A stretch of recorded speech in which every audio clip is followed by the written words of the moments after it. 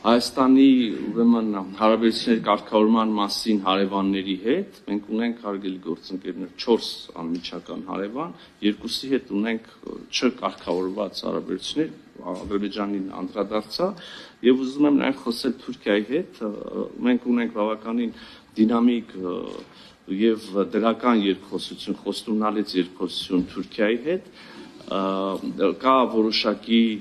ուրեմն աշխատանք, որը գետնի վրա տարվում է, գիտեք, տեղի ունեցել ուրեմն Գյումրի-Կարս երկաթուղու վերագործարկման նպատակ ունեցող ես մտադրությունները նաև չեմ հիմա նորից կրկնում, բազմիցս են հնչել սահմանների ամբողջական բացում, Գյումրի-Կարսի վերագործարկում, երկաթուղային կապի նաև ավտոճանապարհի վերագործարկում, դիվանագիտական հարաբերությունների հաստատում եւ այլն, այս մտադրությունները նորից թվարկելու իմաստ չկա, բայց գետնի վրա աշխատանքը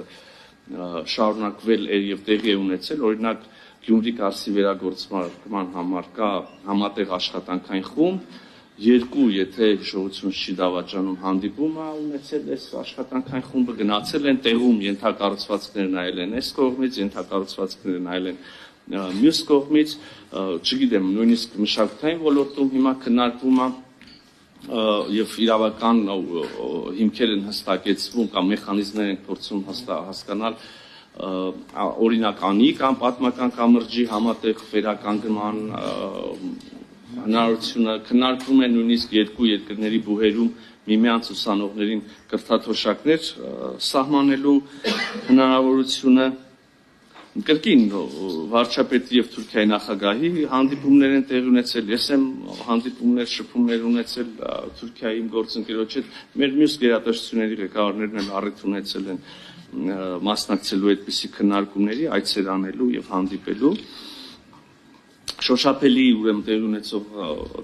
տեղի ունեցած արդեն փաստերից կուզեի նշել